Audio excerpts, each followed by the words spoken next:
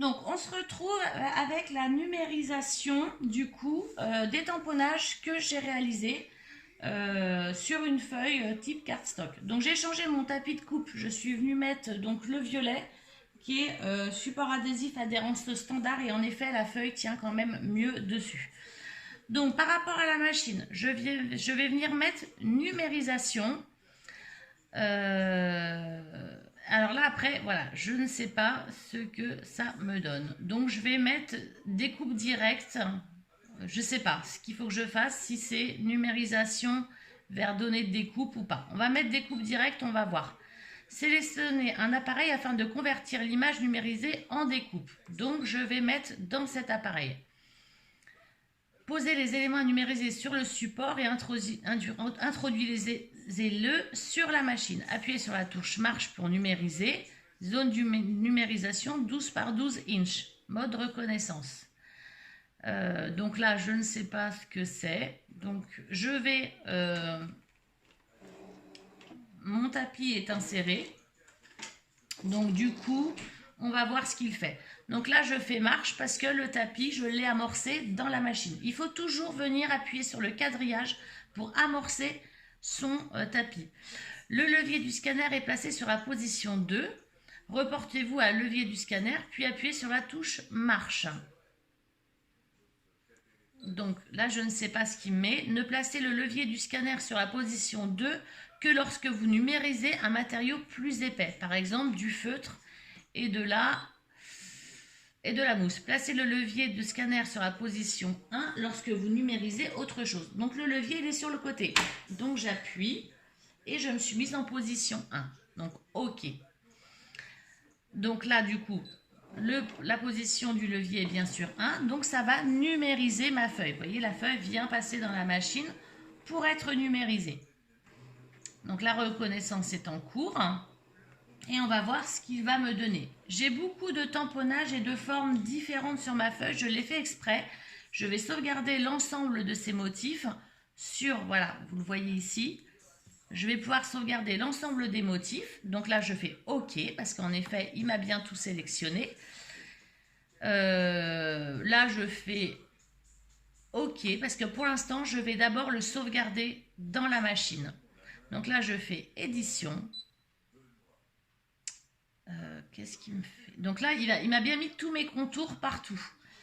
Je vais sélectionner l'ensemble des motifs. Alors là, je sais, voilà, là, je sélectionne tous les motifs. Ici, on a le tracé de fin de feuille. Je fais OK. Je fais OK. Je fais OK. Je fais sélection. Ah, c'est pas ça. Donc, je retourne en arrière parce que là, il va tout me découper. Bon, on va tout découper puis on va voir comment ça fonctionne. Donc, je vais faire... ben là, je ne sais pas du coup. Est-ce qu'il faut que je remette le levier en 2 ou pas? On va voir s'il me le dit. Découpage. On va voir le traitement en cours. Je ne vais pas faire le test parce que je pense que je suis bonne. J'espère que je suis bonne au niveau... Ouais, je dois être bonne partout. Pression auto, vitesse 5, ben écoutez, je pense qu'on va essayer, hein. De toute façon on est là pour essayer. Je fais marche directe et on va voir ce que la machine nous fait. Parce que tout à l'heure elle s'est arrêtée parce que mon levier n'était pas du tout bien positionné. Donc là on va voir, là elle reconnaît mes formes et elle vient me les découper. Par contre je les ai, voilà, je découpe au ras. Je n'ai pas fait de faire de marge autour. Après, on peut laisser une marge en sélectionnant sur l'écran. Je vais vous montrer comment on peut intégrer une marge. J'arrête et on revient à la fin. Alors, donc, là, la découpe est terminée. J'ai retiré le tapis de découpe et je voulais juste vous montrer, comme vous allez pouvoir le voir, ça s'est découpé au ras des formes prédéterminé. Vous voyez, il n'y a pas du tout de blanc autour. Si j'avais voulu mettre un blanc, je coche le rond et je viens rajouter une distance autour de la forme prédécoupée. C'est possible de le faire. Après, voilà, à vous de voir ce que vous souhaitez faire quand vous faites vos découpes. Donc moi, je l'enregistre quand même avec une marge de découpe parce que je trouvais ça plutôt sympa. Là, ce que je cherche à faire, c'est de sauvegarder mon projet. Et là, ça devient compliqué parce que je n'arrive pas.